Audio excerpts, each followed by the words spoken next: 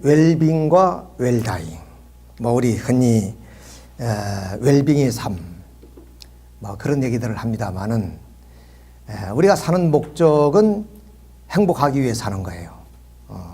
아리스토텔레스도 우리 삶의 목적이 행복이고 또 선을 이루는 것도 행복이다. 어쩌면 맞은 말인 것 같아요. 자식이 행복하게 살 때 부모는 기쁜 거 아니에요. 그렇지. 뭐 시집간 딸이 좀 구박이나 받고 또 경제를 어렵게 살면 부모 마음이 좀 아프잖아요. 그래서 자기가 행복하게 사는 것도 효도하는 일이다. 이렇게 우리가 볼 수가 있습니다. 자, 그러면 웰빙이란 건 뭐 잘 산다는 뜻인데 어떻게 살아야 잘 사는 것이냐. 뭐 흔히 우리는 아프지 않고 건강하게 그렇게 사는 거. 그리고 공해 없는 그런 곳에서 좀 공해 없는 음식을 먹으며 사는 그런 그 삶. 이런 그 삶을 우리가 흔히 웰빙의 삶이다. 뭐 자기 건강을 유지하면서. 그럼 웰다잉은 뭐냐? 역시 이건 잘 죽는 겁니다. 잘 죽는다는 게 좀 이상스럽긴 하지만은 뭐 예를 들어서 치매를 걸리거나 또는 뭐 뇌졸중으로 그렇게 쓰러져 고생하는 그런 삶, 죽음이 아니라 결국 좀 아프지도 않고 편안하게 좀 운명을 달리하는 그런 어떤 죽음이 아니겠느냐 이렇게 볼 수 있어요. 어쨌든 간에 웰빙과 웰다잉이란 것은 우리가 좀 편안한 삶 이것을 의미하는 것인데 그러면 그 행복이란 게 꼭 그렇게 사는 것이 행복이냐. 물론 그것도 하나의 행복의 조건은 되지만은 그러나 우리에게는 그뿐만 아니라 많은 숙제를 안고 있어요. 좀 깊이 우리가 인생을 생각하면 인간은 어디에서 왔을까 하는 문제에서부터 또 사는 목적이 무엇일까? 과연 죽으면은 저 세계가 있을까? 저승이라 하는데 뭐 이런 문제도 우리가 생각해 보게 되는 것이고 그런 그 철학적인 어떤 질문도 우리가 던지면서 생활을 하게 됩니다. 근데 편안하면 편안할수록 어떻게 해야 그게 만족하지 못하고 또 뭔가 아까 말씀드렸던 인생에 대한 고뇌를 갖게 돼요. 자, 그래서 이런 그 경제적이고 우리의 건강만이 행복의 요소는 아닐 것이다 하는 생각을 갖습니다. 자, 이런 그에 대한 좀 그 대답은 우리가 뭐 사회적으로 이제 뭐 TV나 이런 막 강연을 통해서 어떻게 사는 것이 건강하게 사는 것이고 즐겁게 사는 것이냐, 웰빙의 삶이냐, 뭐 이런 건 제가 말씀 안 드려도 다 알아요. 다 저보다 더 잘 아실 거예요. 근데 이제 우리가 좀 오랜 역사적으로 고뇌해왔던 내용들, 아까 말씀드렸던 신에 대한 얘기, 인간에 대한 근본적인 얘기, 또 더불어 우리가 종교에 대한 얘기들, 이런 형이상학적인 그런 내용들이 결국 우리를 좀 고민하게 만드는 그런 내용들이 많다는 거예요. 그 중에 이제 그 플라톤이라는 철학자가 행복의 조건을 이렇게 얘기를 합니다. 먹고 살기에 조금은 부족한 듯한 재산, 그리고 또 모든 사람이 칭찬하기에 조금 부족한 외모, 너무 이뻐도 안 좋다는 거죠. 그 다음 자신이 생각하기에 절반만 인정받는 명예, 뭐 이제 서로 대통령 하려고 좀 쌈박질 하는데 그것도 적당히 하는 거 좋다는 거죠. 남과 겨룰 때 한 사람에게는 이기지만 두 사람에게는 이기지 말라. 그러니까 이제 모든 것에 승자가 된다는 것도 결국 행복한 일은 아니다. 그러죠. 뭐냐면 자기가 승리함으로 알미암아 패자의 서러움이 또 있잖아요. 이런 걸 볼 때 서로 서러움도 나눈다는 그런 뜻인 것 같아요. 연설할 때 청중이 절반 정도만 박수를 보내고 막 우리와 같은, 우리 북한에 가보면 아주 그냥 우리와 같은 박수를 하죠. 그런 것이 행복의 조건은 아니다. 이렇게 주로 우리가 물질적인 것, 그것이 다 충족돼서 행복되는 것은 아니다. 하나의 그 필요 조건은 되지만 그 물질이 어떤 충족 조건으로 우리 인간이 행복을 가져오는 것은 아니다 하는 참 이 노철학자의 말을 우리가 한번 이렇게 보게 됩니다. 자, 그러면 이런 것을 우리가 생각해 보면서 우리 근대화에 가장 공헌이 깊었던 분이 있어요. 그분이 고 이병철 회장이십니다. 이분은 상당히 그 학력도 좋습니다. 와세대학에 공부를 하셨고 가정도 부유한 가정에서 태어나서 일찍이 사업에 눈이 뜨셨는데 어쨌든 이분이 그 좀 세우신 삼성이라는 회사가 오늘 대한민국을 먹여 살리고 있다고도 해도 과언이 아닙니다. 세계 굴지의 그런 기업인데 뭐 작년에 2분기하고 3분기에 보면은 매출이 한 60조, 63조 한 회사가 그리고 순이익이 13조, 뭐 12조예요. 그러니까 세계 굴지에서는 뭐 구글이라든가 또 애플이라든가 이런 물론 다 제치고 1등을 했어요. 우리 참 대한민국 기업으로서 우리가 자랑스럽죠. 근데 이분이 물질적이라면 다 가지고 있었어요. 부족한 것이 없이. 근데 이분이 뭐 알다시피 폐암으로 돌아가셔서 그 병원실에 이제 입원을 했을 때 이분이 그 신부님께 그런 그 질문을 던지는 편지를 썼어요. 그 질문이 뭐냐면은 신은 신, 즉 하나님이죠.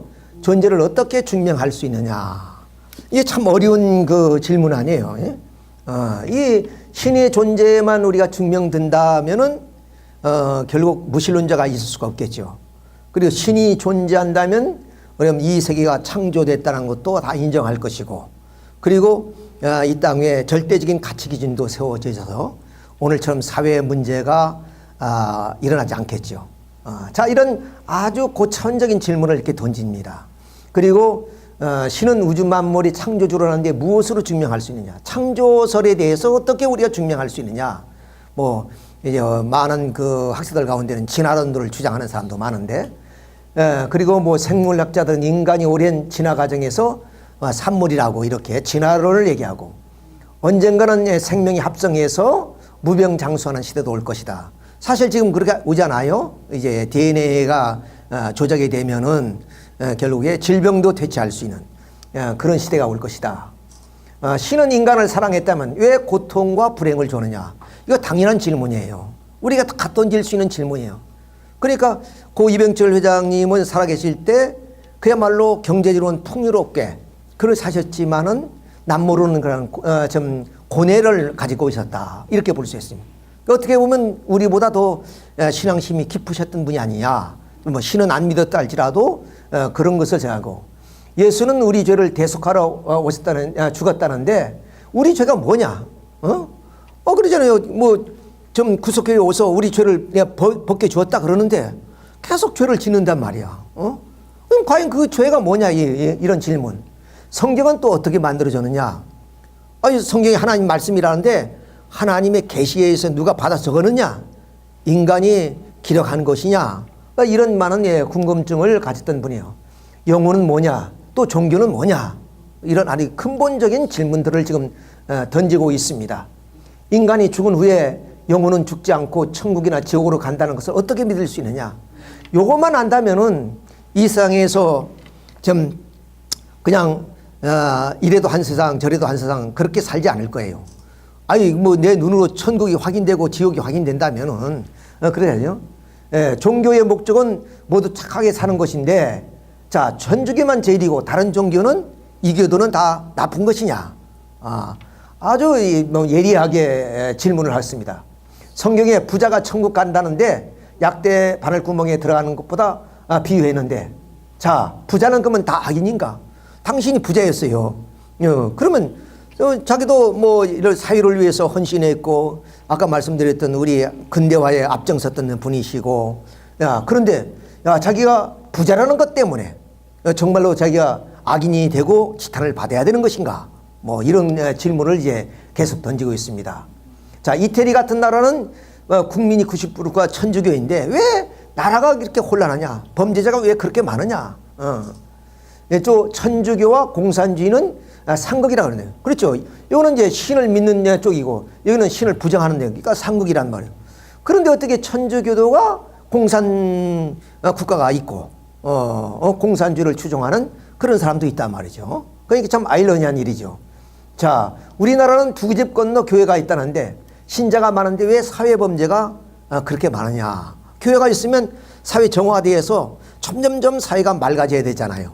근데 사회는 갈수록 더 문명이 문명 사회가 되면서 더 범죄가 좀 극악해지고 있다.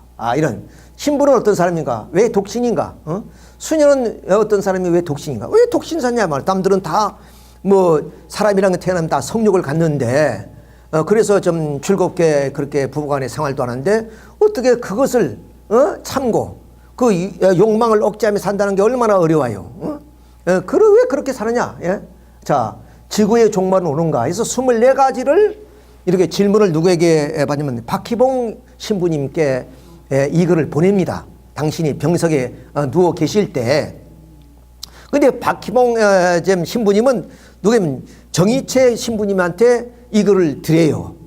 그러니까 답을 뭐 당신이 못해서 그런지 정희채 신부님이 더 유명하시니까 그분이 답을 하라고 이제 주셨는데, 근데 그분은 24년간 그걸 그냥 답도 하지 않고 놔뒀어요.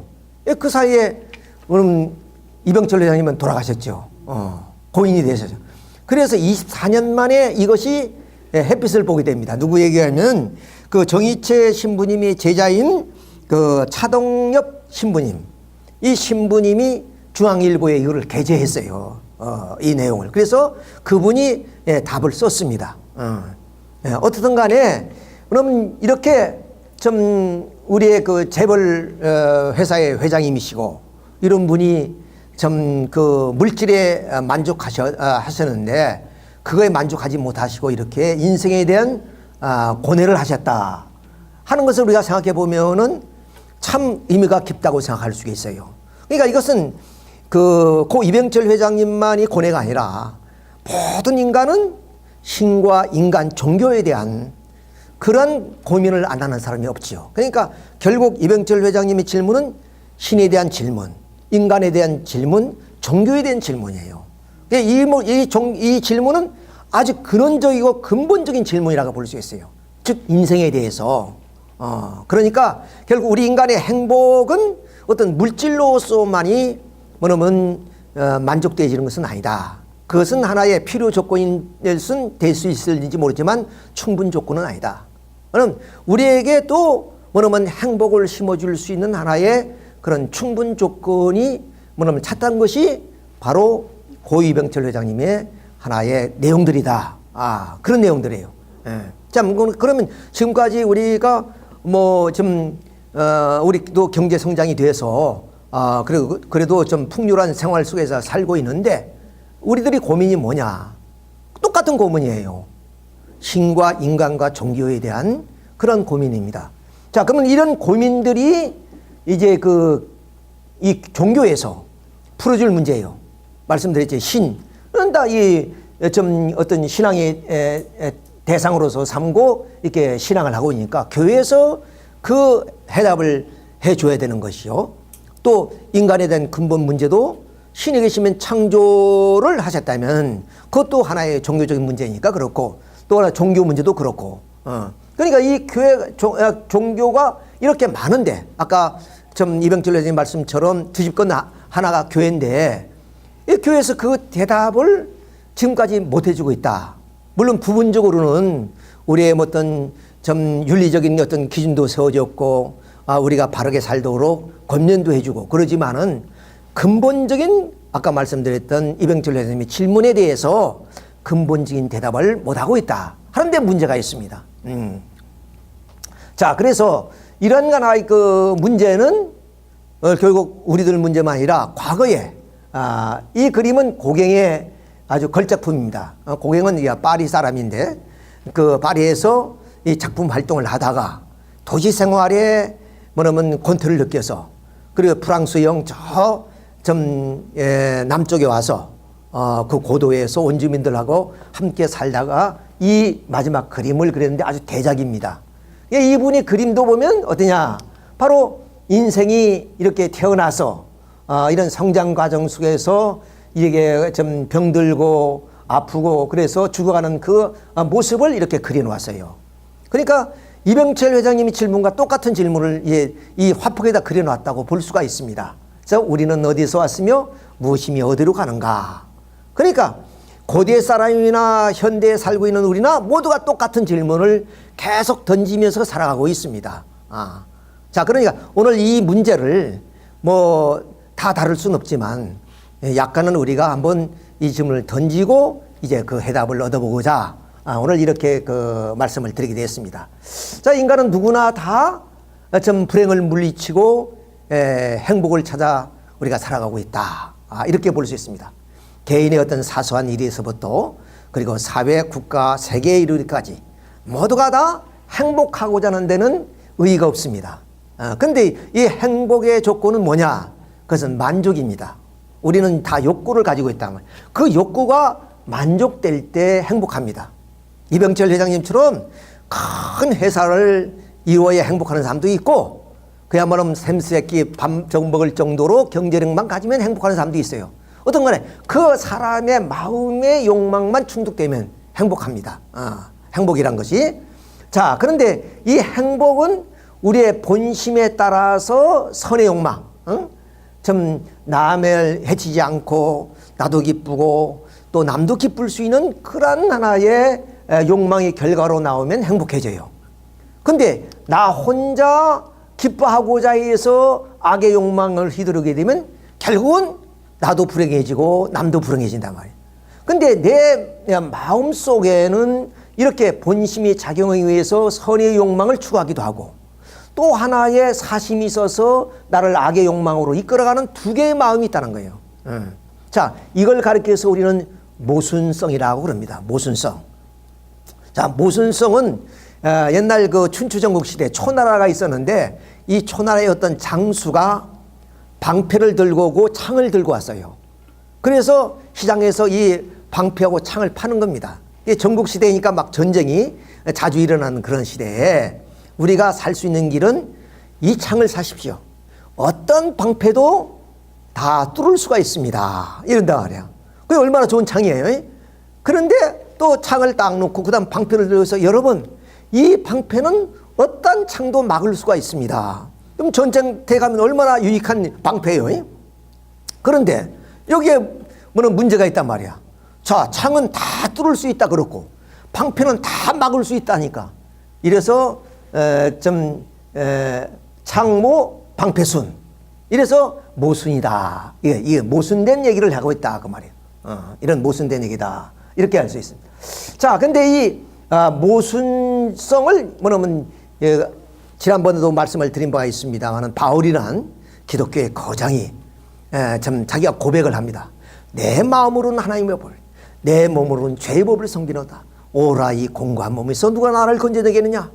그냥 내 그렇게 참 예수님의 뜻을 위해서 결국에 목이 잘려서 죽습니다만 그런 훌륭한 참 기독교인도 자기 자신이 뭐냐면 모순성을 가지고 있다. 이렇게 고백을 하고 있는 거예요. 자, 그런데 이제 문제는 뭐냐면 이 모순성은 인간밖에 없다는 거예요. 이 세상의 어떤 존재물도 모순성을 가지고 있는 것은 하나도 없습니다. 우리가 뭐 장글의 법칙이다. 그래서 막 좀 강자가 약자를 뭐 잡아먹고 막 그런다 그러죠. 무시무시하게 우리가 얘기하지만은 그것도 하나의 자연의 법칙입니다. 왜냐하면 작고 연약한 그 동물은 번식력이 강해요.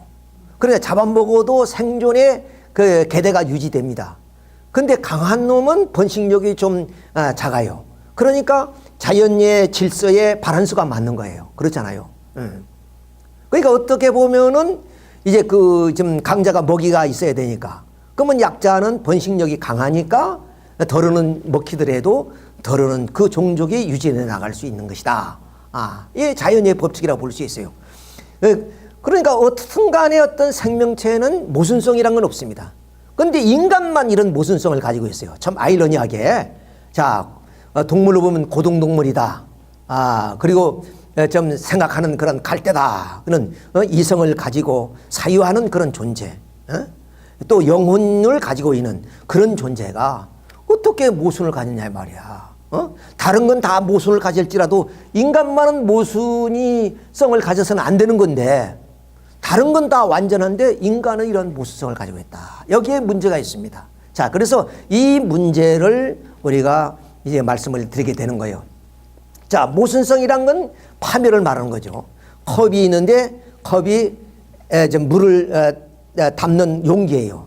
근데 컵이 깨져서 그 용기에서 물이 흘러내린다면은 그 컵은 사용 목적을 상실하죠. 의미가 없단 말이에요. 이것이 물론 물을 담을 수도 있고 흘러버릴 수 있는 모순성을 가지고 있으면 그것은 버려야 됩니다. 파멸. 그러니까 우리 인간은 지금 파멸 상태에 놓여 있는 거예요.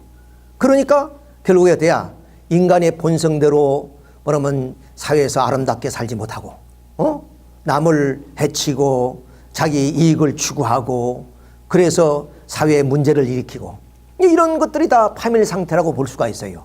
그래서 기독교에서는 이런 문제를 가리켜서 타락이라 그런다. 이 타락은 뭐냐? 불교에서 무명이라 그러죠. 결국 우리는 좀 탐욕을 가지게 됐고, 좀 진노하는 마음을 가지고 어리석음을 갖는 탐진치의 그런 마음들이 다 무명으로 오게 된 것이다. 기독교에서는 똑같은 말이지만 무지다 이렇게 표현을 할 수 있습니다. 자, 그러면 이 타락이 무지로기 때문에 우리 인간은 몸과 마음으로 됐으니까 몸의 무지, 마음의 무지를 안고 있다. 왜? 인간이 타락으로 결국에 무지에 빠졌으니까 그 무지는 양면의 무지다. 그래서 이 마음의 무지를 내적 무지, 몸의 무지를 외적인 무지라 그러죠. 그러면 이 내적인 무지는 뭐냐? 영적인 무지로서 아까 이병철 회장님이 질문 던졌던 이런 하나의 신과 인간과 종교의 문제. 그러니까 우리만 던지는 것이 아니라 모든 사람이 이 문제를 던지고 있어요. 이걸 우리는 왜 타락으로 무지에 빠졌는데 이것을 영적인 무지라 그런단 말이야. 그러면 육적인 무지는 뭐냐? 그것은 자연에 대한 무지입니다. 자연에 대한 무지. 자, 물질의 근본이 뭐고 존재의 원리가 뭐냐? 인간의 육신. 뭐 한때는 그 종교 생활하는 사람들, 아까 그 좀 독신 얘기는 이런 독신을 하고 있는 사람들은 육신을 좀 천하게 보는 거예요. 자연을 그러면 이게 천하게 보는 거죠. 그러니까 인간의 어떤 존엄성은 우리 영혼에 있다고 보는 거죠. 그러니 그 존엄만 그리 그 좀 영혼을 위해서 그 육신을 치는 생활. 그러니까 그 성욕의 정욕도 자기가 다 인내하면서 그리고 가족도 버리고 좀 세상을 등져서 그렇게 수도의 길을 걸어가는.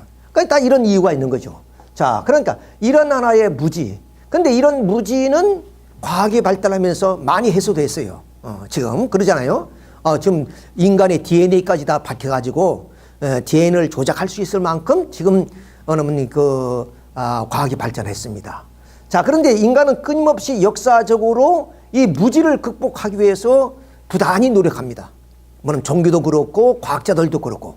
그래서 다니는데 이 내적인 무지를 극복하기 위해서 종교를 통해서 이 좀 내적인 진리를 탐구했단 말이야. 그러니까 종교란 것은 뭐냐? 우리 인간의 내적인 무지를 탐구하는 하나의 방법이에요. 그래서 우리는 그 종교였던 경전, 이걸 진리로 받아들이고 그 경전을 통해서 인간을 바르게 살려고 노력하고 거기에서 인생의 목적을 찾는단 말이에요. 그렇잖아요. 그러니까 아까 말씀드린 많은 사람이 결국에 인생의 궁극적인 목적을 찾기 위해서 좀 도의 길을 걸어갔다. 도의 모든 욕망을 다 버리고 말이지. 자, 그 다음 또 하나는 우리가 외적인 무지를 극복하기 위해서 과학을 통해서 외적인 진리를 탐구했어요. 그래서 과학은 끊임없이 이제 그 탐구를 해가지고 오늘의 좀 최고의 경지까지 이제 이르게 됐습니다.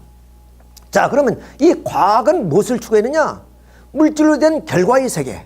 지금 우리는 이 현상의 세계를 추구해 왔던 것이에요. 그러니까 이 현상의 세계는 과거로 말미암아 상당히 발전했습니다. 그러니까 지금 우리가 뭐 100년 전만 하더라도 우리가 60년대, 70년대만 보더라도 상상할 수 없이 우리나라 경제가 성장했고 우리 문명사회에 살고 있죠.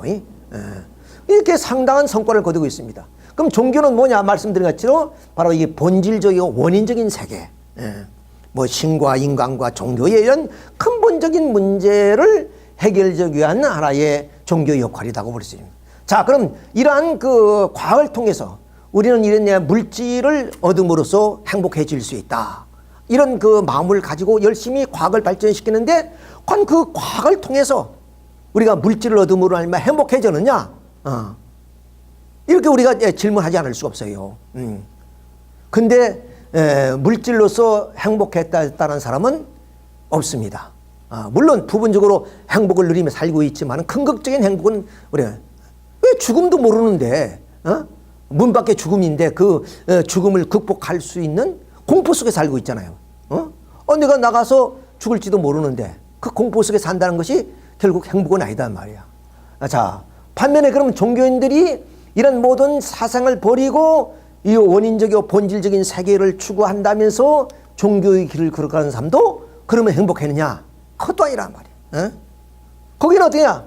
부분적으로 진리의 욕구를 충족했다 할지라도 먹고 사는 문제도, 그것도 하나의 좀 행복의 어떤 그 필요 조건이란 말이에요. 그러잖아요.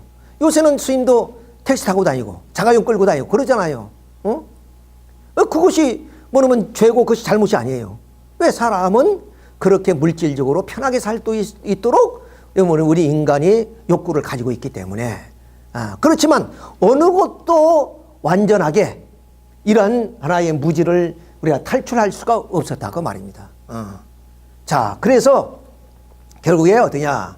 이 종교의 문제와 과학의 문제를 우리가 함께 다뤄야 된다. 그러니까 아인슈타인은 그런 얘기입니다. 종교 없는 과학, 과학 없는 종교.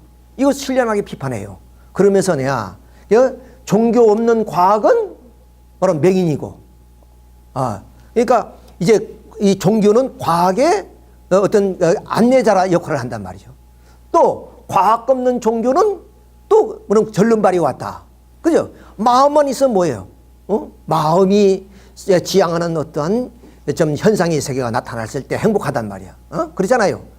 마음만 이상 높으면 그 이상이 우리 육신을 통해서 현상으로 나타날 때 행복한 것이지.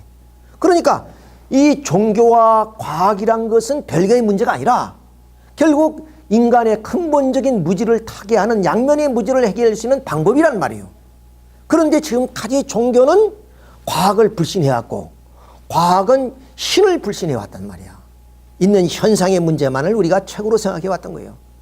그러니까 이것이 몸과 마음 같은 것으로서 뗄 수 없는 관계인데 서로 부정해오면서 왔단 말이에요.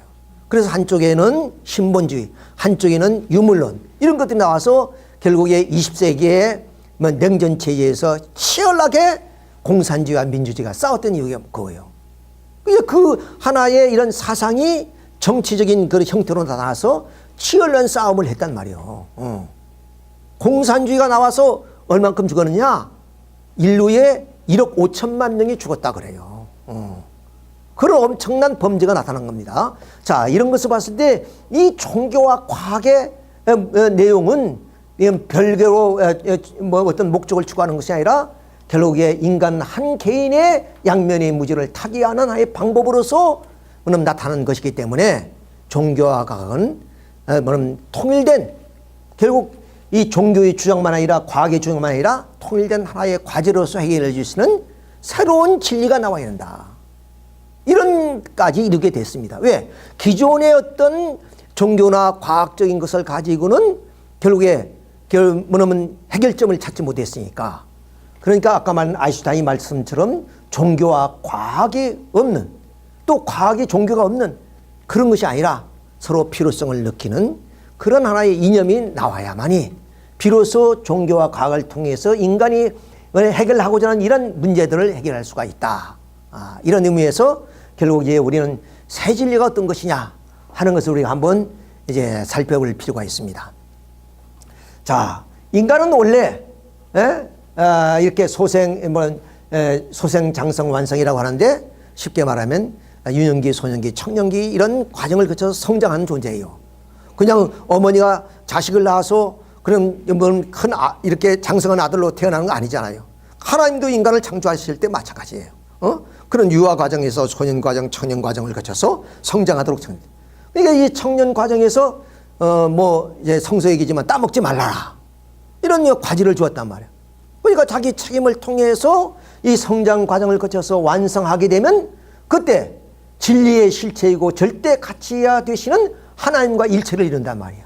그러면 그때 이 절대적인 진리를 갖는 거예요. 지금처럼 우리가 진리를 찾기 위해서 수도의 길을 걸어가고 그야말로 자기의 일생을 뭐냐면 부모 형제 다 버리고 구도의 길을 가는 것이 아니라 우리가 완성하면 하나님과 일체가 되니까. 예수님도 그랬죠. 너희가 내 안에 내가 너희 안에 있는 것을 너희가 알리라. 그리고 또는 나는 포도나무여 너희는 가지니라. 가지와 줄기가 똑같은 거 아니에요. 자, 그러니까 결국에 하나님과 일체가 되면 하나님은 절대 실체의 가치를 가지신 분이시기 때문에 그 진리를 가진 우리가 존재가 되는 거예요. 이것을 뭐냐면 도성 인성하신 분이다. 예? 이렇게 우리가 볼 수가 있어요. 자, 그런데 인간이 선악과를 따먹고 타락해버렸단 말이야. 타락하니까 네가 무지에 빠지게 된 거예요. 무지. 그래서 불교에서 우리 인간이 무명으로 말미암아 탐진치가 생긴다. 그런 거예요. 문명으로. 기독교에서 타락은 아까 말했던 무지에 떨어진 것이다. 무슨 무지냐? 심령과 지능. 지능이란 것은 우리가 이 자연의 세계를 인식하는 능력. 심령이란 것은 우리가 보이지 않은 좀 4차원의 세계. 그런 세계를 우리가 알지 못하는 그런 것을 아는 그런 세계, 그런 마음. 이거 심령과 지능이 영락됐다. 무지에 빠졌으니 어떠냐? 이제는 그런 신령과 진리로서 바로 이 심령과 지능을 우리가 개발시켜 나가서 결국 우리 인간의 문제를 해결해야 된다. 그 말입니다. 자, 그래서 타락한 인간이 그러면 이렇게 심령과 지능이 그럼 점점점 역사와 더불어서 발전하는 것을 우리가 도표로 그려볼 수가 있습니다. 자, 우리 인간의 그 심령과 진리는 그러면 유일하지만 진리는 유일하다 그러잖아요.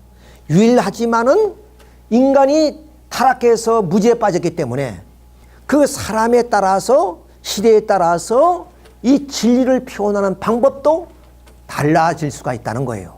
그러잖아요. 그럼 우리가 초등학생에는 초등학생에 맞는 교과서가 필요하고 중학교는 중학교에 필요한, 고등학교는 고등학교에 필요한 교과서가 필요한 것처럼 이렇게 인간의 심령과 지능에 맞는 그러한 하나의 범위와 정도와 방법에 의해서 하나님은 우리 인간의 무지를 그러면 이제 극복시켜 나왔다는 거예요. 극복시켜 나왔어.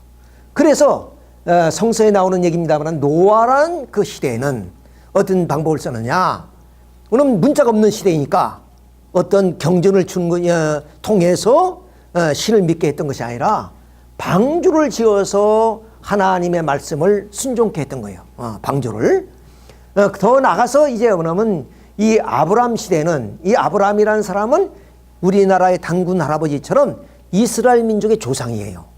그 아브람 시대에는 어떠냐? 이제 방주 짓는 것이 아니라 제사하는 방법을 통해서 우리 인간의 진리를 찾아가는 길을 밝혀준 거예요. 자, 이렇게.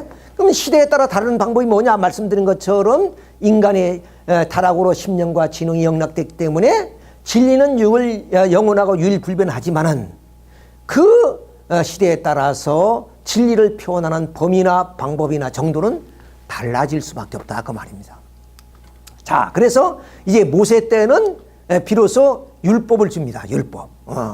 율법을 뭐냐면 지킴으로써 뭐냐면 이 진리의 길을 갈 수 있게 만들었다. 그리고 이제 지금부터 2000년 전이죠. 예수님 시대에는 뭐냐면 복음을 줬어요. 나는 길이요 진리요 생명이다. 그랬습니다. 근데 우리 여기서 이제 혼동하는 것이 있습니다만은 우리는 성서가 진리다 이렇게 생각하고 있어요. 근데 예수님이 분명히 하시는 말씀이 나는 길이요 진리요 생명이라. 예수님 자신이 진리라는 거예요. 그런데 예수님이 그 말씀을 우리가 기록한 것이 성서란 말이야. 그러니까 우리는 그 성서를 통해서 그 진리를 통해서 우리의 근본 문제를 알려고 하는데 그 성서는 어떤 것이냐? 결국 진리 되시는 예수님을 하나의 표현한 내용입니다. 그러잖아요. 그런데 그 예수님은 그 시대에 그러면 아주 그 문명이 없는 사회였어요. 그때는 고대 사회였으니까. 이런 사회에 뭐냐면 정기적인 교육도 안 받는 많은 사람들을 상대하면서 하늘의 말씀을 전했단 말이야. 그러니까 뭐 이렇게 좀 많이 배우고 지식이 있는 사람들한테는 뭐 좀 하늘에 대한 진리를 직설적으로 설명할 수도 있었지만은 대다수 예수님을 만났던 사람들은 다 그 사회에 좀 천하게 여겼던 사람들이고, 그리고 좀 어떤 교육수준도 없는 사람들이다. 그러니까 대개 비유의 말씀은 아닙니다. 예를 들어서 씨를 뿌리는데도 뭐 돌밭에 뿌릴 수도 있고 가시밭에 떨어질 수도 있고, 그거 다 비유 말씀이거든. 그리고 또 인간을 말 때도 너는 포도에 나는 가지다. 돌감나무는 참감대에 접붙여야 된다. 또 뭐 무슨 선악과를 내가 따먹지 마라. 이렇게 다 비유의 말씀이란 말이야. 예, 그런 것들이 기록되어진 말씀이에요. 그러니까 결국 성서는 뭐냐? 진리 되시는 예수님이 그 말씀을 대상에 따라서 비유로, 직설로 이렇게 설명한 말씀들을 기록하는 것이란 말이에요. 그러니까 이 성서는 진리 자체가 아니고 진리를 표현한 그 예수님의 말씀이란 말이에요. 말씀. 예수님은 진리체시고, 그러니까 이 성서를 보면서 우리는 많은 어떤 혼란을 느끼게 됩니다. 그래서 성서가 비유와 상징으로 되어 있기 때문에 그것 때문에 교파 분열이 생기는 원인도 되는 거예요. 자, 그래서 이 말씀의 대상에 따라서 성서는 이제 표현한 내용이기 때문에 결국 이것은 교과서와 같다, 그런 얘기입니다. 똑같은 수학을 공부하는데 초등학교와 중학교와 고등학교와 다 다르잖아요. 교과서 내용이. 왜? 그 수준에 맞게끔 이렇게 표현해 놓은 것이란 말이죠. 마찬가지로 성서가 그렇다. 어떻든 간에 노아에서부터 쭉 보면은 상당히 뭐 진보대전, 예? 그런 그 내용입니다. 뭐 제사, 방주 지는 데부터 제사 지는 데서부터 율법주의에서부터 이제 실제 이제 진리라는 복음이 나왔단 말이에요. 그만큼 인간의 심령인과 지능이 높아졌다. 이렇게 볼 수가 있습니다. 그러면 지금으로부터 이것은 2000년 전에 뭐는 말씀입니다. 성서는. 그러니까 2000년 이후의 현대인은 얼마나 지금 문명이 발전했어요. 뭐 고대 사회와 비교될 수 없을 만큼, 상상할 수 없을 만큼 문명 사회에 살고 있습니다. 그러니까 그러면 이제 진리도 어떻게 했어요? 당시에 그런 말씀을 가지고 오는 현대인들을 교도해 나갈 수가 없습니다. 그래서 현대의 지성인들을 납득할 수 있는 그런 말씀이 나와야 된다는 거예요. 그러니까 예수님이 지금 살아있었으면 어떻게 했어요? 지금 현대에 맞는 말씀을 하시겠죠. 근데 그분은 지금 안 계시고 그분이 하셨던 말씀은 2000년 전의 말씀이란 말이야. 그러니까 이제 이 현대인들을 어떻게 할 것이냐. 과연 고대 사회의 그 성서를 그대로 우리가 믿고 우리 인생의 문제, 신의 문제, 종교의 문제를 해결하면서 살 것이냐. 즉 인간의 고뇌를 이 성서를 통해서 우리가 풀 수가 있겠느냐, 그 말입니다. 그건 절대로 없는 거죠. 말씀드렸지, 고대 사회의 고대인들에게 주셨던 말씀이니까. 그러면 예수님이 살아계시면 문제가 없는데, 근데 이제 옛분이시니까, 그러면 현대인들이 이런 인생에 대한 고뇌를 풀 수 있는 신이 계시다면 반드시 진리를 주실 것이 아니냐 말이죠. 자, 그러면 그 진리가 만일 나온다면 그 진리는 새 말씀이다 말이에요. 왜? 지금까지 없었던 그런 새로운 말씀. 그러면 그 말씀은 어떤 말씀이냐? 이 말씀도 시대에 따라서 대상에 따라서 달라질 수 있는 교과서 같은 말씀이 아니라 절대적인 말씀으로, 절대성으로 이제 나타나는 말씀, 그런 진리가 나와야 된다는 거죠. 자, 그래서 우리가 율법과 복음과 새 말씀이 나온다면 그 말씀을 비교해 보면 율법은 촛불과 같단 말이에요. 어두컴컴할 때 불을 밝히는 그런 방법이 그때는 촛불밖에 없었단 말이죠. 그래요? 근데 전등이 나오니까 촛불은 필요 없어요. 그렇잖아요. 더 밝은 빛이 나왔으니까. 그러니까 율법이 나왔으니까 복음이 사명 끝납니다. 그러니까 예수님이 그랬어요. 나는 율법을 안 믿으니까 유대인들은 율법을 생명시하는데 주일날도 벼이삭을 부메있고 좀 631가지나 13가지나 이렇게 율법을 지키며 사는데 예수님은 그걸 안 지킨단 말이야. 그래서 율법을 폐하는 자다 이러는 거예요. 그 예수님은 뭐냐면 복음을 가지고 오셨잖아요. 그러니까 율법은 이미 그 사명이 지났다는 거예요. 그래서 내가 율법을 폐하러 온 것이 아니라 율법을 온전히 하러 왔다 그랬습니다. 자, 그러니까 이게 복음이 필요한, 복음 때니까 이 촛불은 사명 끝난 거와 마찬가지다.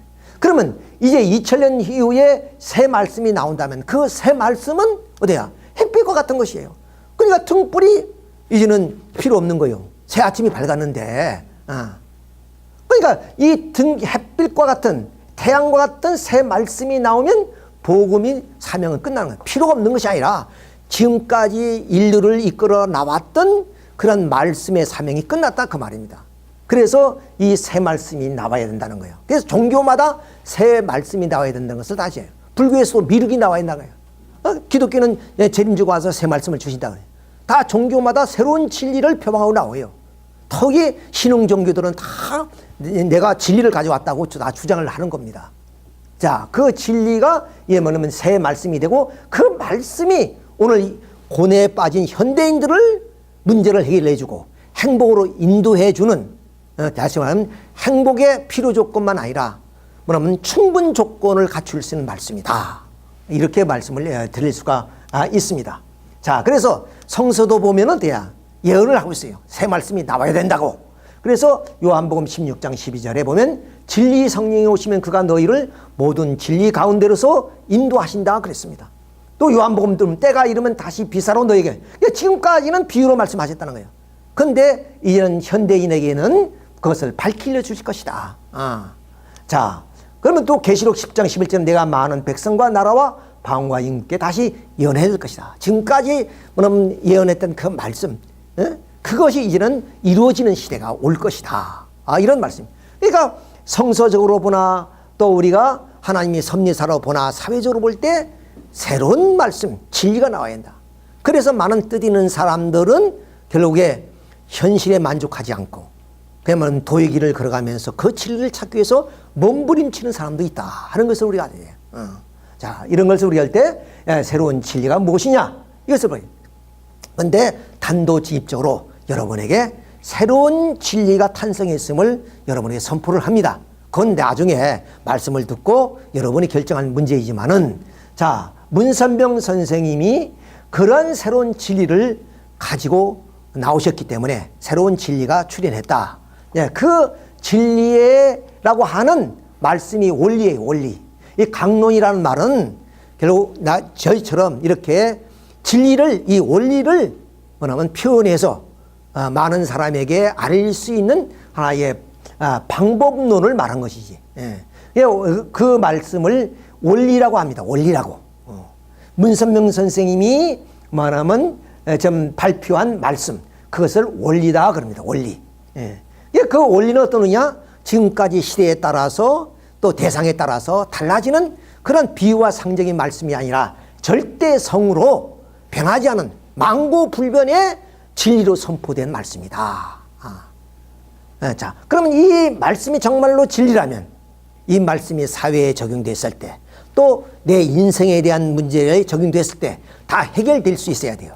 마침 방정식과 같이 어떤 것도 그 방정식에 넣으면 다 풀어질 수 있듯이 그런 하나의 원리, 그런 원리다 하는 것을 저는 여러분에게 자신 있게 이렇게 말씀을 드릴 수가 있습니다. 자, 통일사상은 뭐냐? 이 원리를 통해서 이것은 뭐냐면 하나의 신학적인 내용이라면 이 통일사상은 철학적인 내용이에요. 그냥 원리를 바탕으로 해서 철학적으로 이 좀 철학자들에게 뭐냐면 이 좀 원리를 설명하고 있는 내용이고, 그럼 우리가 지금 첨예하게 대립하는 것이 북한 공산주의 체제하고 지금 좀 첨예하게 대립하고 있잖아. 거기에는 뭐냐면 이 공산주의 좀 막수의 사상을 그러면 뛰어넘으면서 그러면 김일성 주체 사상인 게 또 있어요.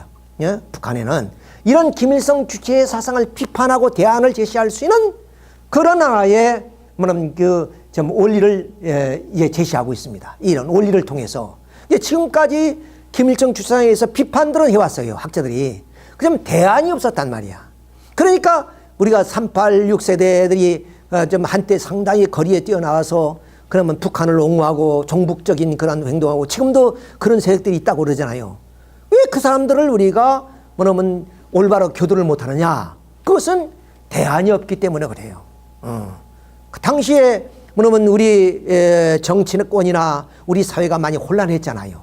그리고 좀 이렇게 유신 체제를 통해서 독재 정치를 많이 했던 이런 데 반감을 가진 젊은이들이, 학생들이 그야말로 좀 북한 정치에 대해서 옹호를 하는, 그걸 뭐냐, 거기에 김일성 주체의 사상을 보면은 비판 없이 바라보면 상당히 이상적인 이론으로 되어 있습니다.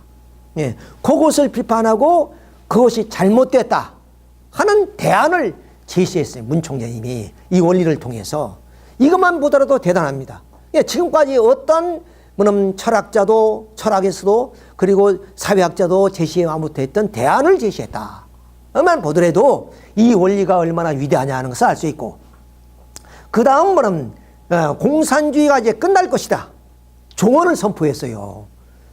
네, 그러니까 85년도에 문 총재님이 그 좀 평화교수협의회 회장에게 저 스위스 제네바에서 평화교수협의회를 저 회의를 할 때 공산주의 종언을 선포하라.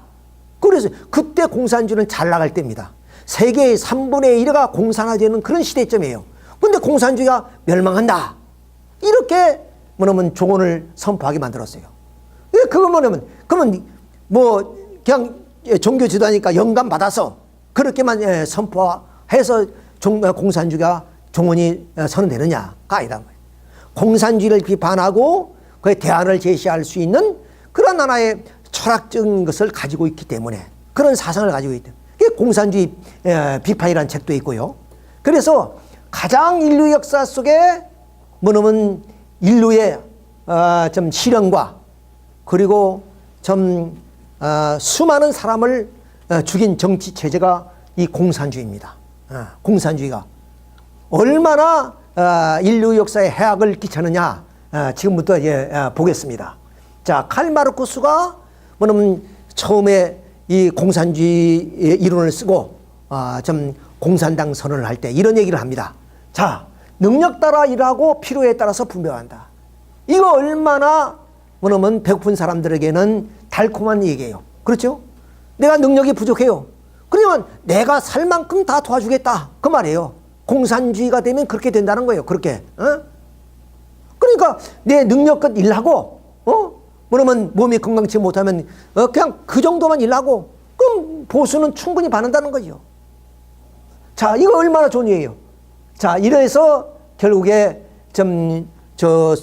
러시아의 소비에트 혁명을 통해서 레닌의 혁명을 일으켜가지고 이 지상에 공산주의가 실체로 나타나게 됩니다.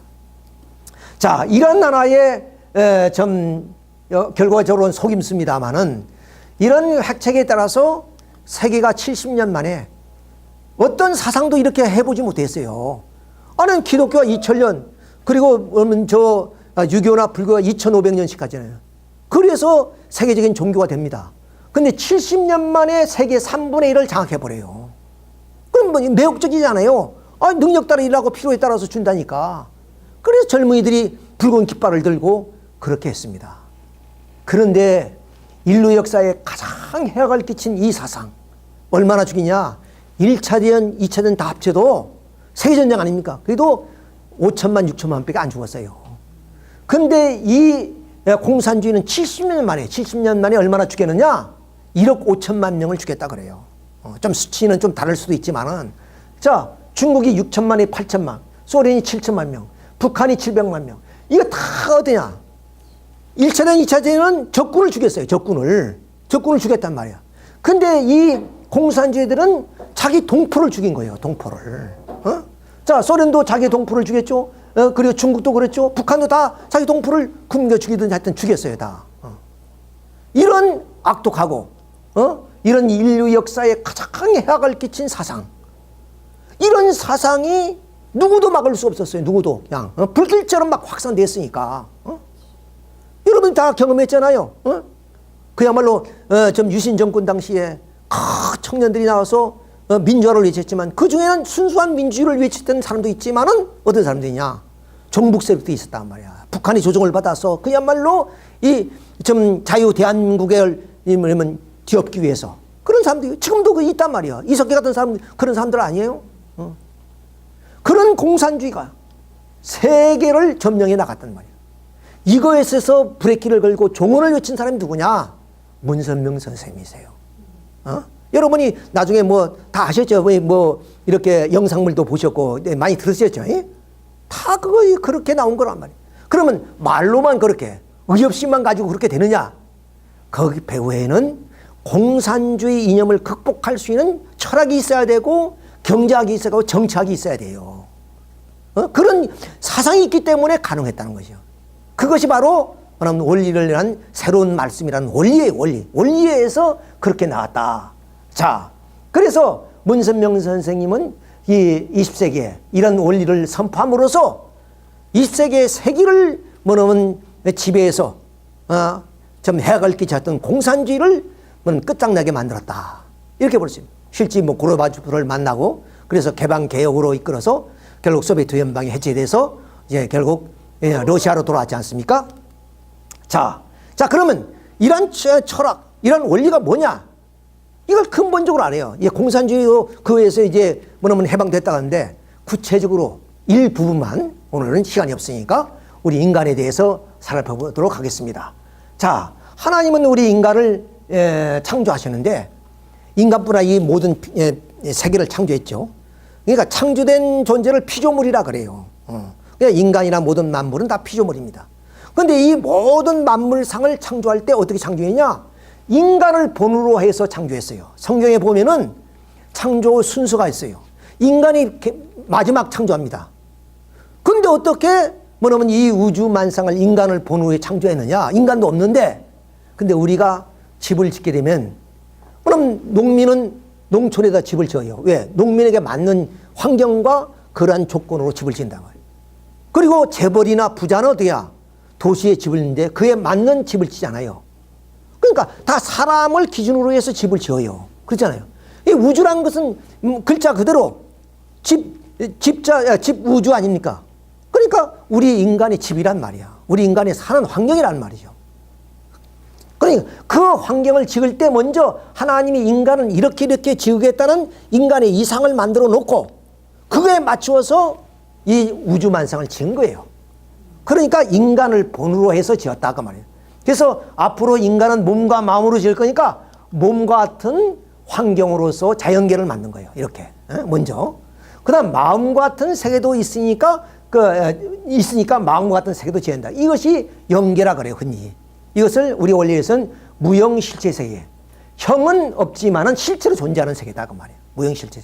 그러면 이 유형실체 세계는 어떤 세계냐? 뭐 말씀드릴 필요도 없이 그건 시간과 공간에 제약을 받는 그런 순간적이고 한정된 세계다. 이걸 우리는 현상의 세계다. 이렇게 얘기하죠. 자, 그러면 이 무형실체 세계는 어떤 세계냐? 이 세계는 반대로 시간과 공간이 초월된, 시공간이 초월된 그런 세계이지만 이 세계는 영원한 세계다. 영원한 세계다. 이렇게 말씀을. 이 두 세계를 합쳐서 천주라 그럽니다. 이건 우리 사회에서 쓰는 말은 아니에요. 사전에도 없어요. 왜?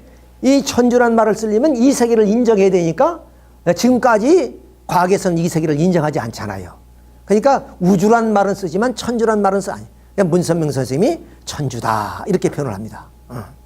자, 그러면 이런 그 세계를 우리가 좀 어떻게 인식할 수 있느냐? 자, 우리가 마음을 알아야 그 사람의 인격을 알 수가 있어요. 그러잖아요. 마음을 모르고 그 사람의 인격을 어떻게 알 수 있어요? 자, 하나님을 알아야 인간의 근본을 알 수 있어요. 내가 왜 태어났으며 어떻게 살아야 되며 그러면 죽음이 무엇인지 이것을 알 수 있어요. 지금까지 우리는 신을 모르기 때문에 그것을 무지로 좀 살아갈 수밖에 없었다. 자, 그러면 이 자연세계는 무엇을 중심에 했느냐? 바로 이 무형세계를 근본으로 해서 자연세계가 나타났다. 그 말입니다. 그러니까 이 말은 뭐냐? 이 지금 우리가 살고 있는 이 현상의 세계보다 이 세계가 더 본질이 세계다. 주체적인 세계이고 이 세계는 대상의 세계다. 플라톤이 그런 얘기를 합니다. 자, 명멸나는 이 현상의 세계를 넘어서 저 본질의 세계가 있다. 이데아의 세계가 있다. 이런 얘기 하듯이 바로 이런 이 세계는 현상의 세계는 변하는 세계 아니에요. 근데 변하지 않은 본질적인 세계, 영원한 세계가 바로 영결한 세계예요.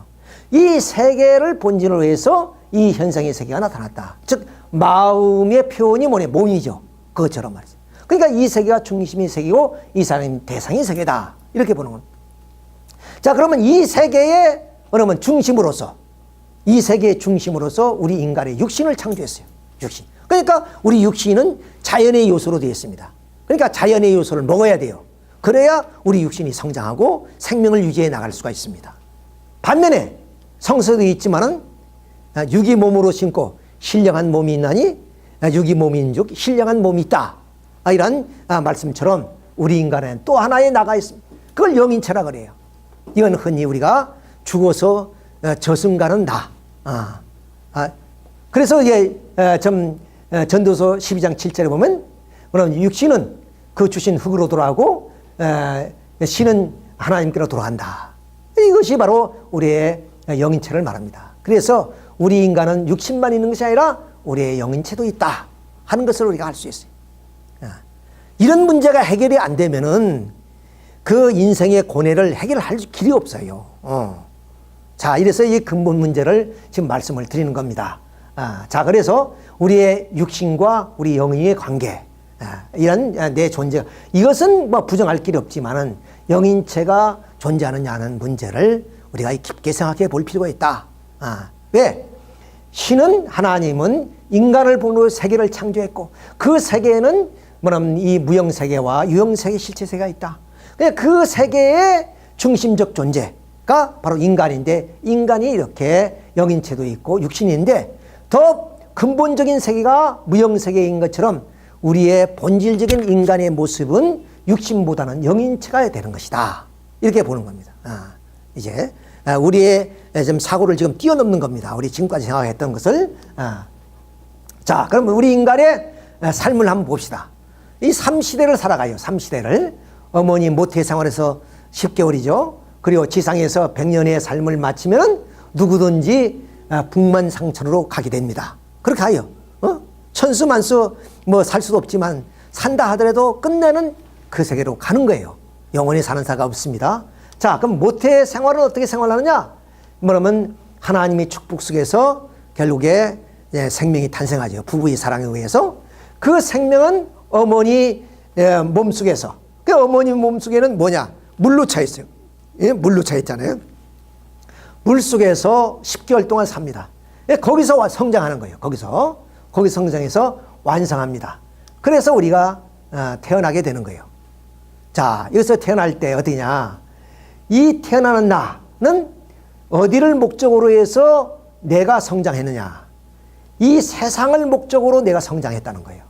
그 말은 무슨 말이냐? 이 10개월 동안에 내가 성장하는 것은 이 세상을 살아가는데 부족함이 없도록 완벽한 모든 물질적인 구조를 갖추고 태어난다는 거예요. 신비롭죠. 그러니까 내 10개월의 삶은 그냥 이렇게 성장하고 그냥 뭐 살다가 태어나는 것이 아니라 목적을 가지고 성장하고 있다는 거예요. 이 세상을 살아가기 위한 그러한 모든 내 신체 구조를 완벽해서 그것이 다 끝나면 그때 태어나는 거예요. 더 이상 뭐냐면 그 여기서 요소를 만들 필요가 없으니까. 출생해서 내가 여기서 태어납니다. 그럼 어디서 100년이라는 기간을 통해서 내가 살아가는데 이 100년 기간이 뭐냐? 내가 성장하고 결혼하고 아들, 딸 낳고 늙어서 죽어갑니다. 그렇죠? 그러면 여기 목적이 있을 거 아니에요.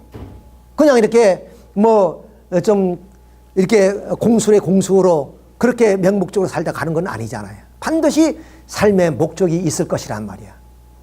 그런 목적을 위해서 내가 살다가 죽는 겁니다. 이 목적이 무엇이냐? 이거 사는 것이 중요해요. 이것을 아는 것이 중요하다는 거예요. 자, 이것은 마침 우리가 이 나비가 아래에서 부화돼 가지고 이제 청충해야 됩니다. 이 청충해야 된다. 여기서 성장을 해서 완전히 이 번데기를 벗어버리고 나비가 되면 이 자연의 향과 감미를 만끽하면서 꿀을 빨면서 그렇게 행복하게 사는 거예요. 그렇죠? 그러니까 바로 이 육신과 같은 껍데기를 벗을 때 어디냐면 천국 생활이 하는 거예요. 이상적인 생활. 마찬가지로 우리의 삶도 우리가 다 뭐냐면 영원히 살고 싶어 하고 가장 행복하게 살고 싶단 말이야. 그것이 이 지상에서 다 되어지는 것이 아니라 왜? 이런 번데기와 같은 껍데기로 우리는 짊어지고 살고 있어요. 시간과 공간의 제약을 받는 육신을 짊어지고 있단 말이에요. 그것을 벗을 때 내 영혼이 이런 영원한 세계로 갈 수 있다고 이렇게 보는 거예요. 자, 그래서 이 10개월의 세계는 어떠냐? 내가 선택할 수 없는 세계예요. 선택되어진 세계입니다.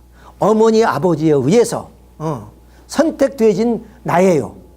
그 다음 어떠냐? 이 100년의 삶은 어떤 삶이냐? 내가 선택하며 사는 겁니다. 내 의지에 의해서. 내가 정치가도 될 수 있고 예술가도 될 수 있고 그리고 종교인도 될 수 있고 그리고 나는 또 운동선수도 되고 나의 의지에 의해서 살아가는 그런 세상이다. 그러나 이 세상은 어머니 복중 속에서 지상 생활을 준비하면서 살아간단 말이야. 내 의지는 아니지만은 그것이 어머니 사랑에 의해서 이 지상 생활을 완벽하게 살아갈 수 있도록 하기 위해서 그렇게 모든 지상 생활을 준비하는 과정이다. 자, 그러면 이 자유의지의 삶은 또 어떠냐? 내 마음대로 그렇게 사는 것이 아니다 그 말입니다. 왜? 그것은 바로 영계의 삶, 죽어서 살기 위한 목적을 성취하기 위한 삶이다. 이렇게 봐야 합니다. 왜? 아까 말하면 이 나비의 번데기 속에 있을 때는 나비가 되기 위해서 그 번데기 생활을 하는 거 아니에요. 마찬가지로 육신을 쓰고 내가 사는 목적은 이 영계의 삶을 영위하기 위한 목적을 달성하기 위해서 내 의지를 반영해서 살아가는 세계다. 그 생활의 근본이 뭐냐? 사랑이다. 이렇게 말씀을 드렸어요. 사랑이다. 이건 나중에 다시 구체적으로 말씀을 드리겠습니다. 자, 그래서 결국에 이 영계는 어떤 생활을 하는 거냐?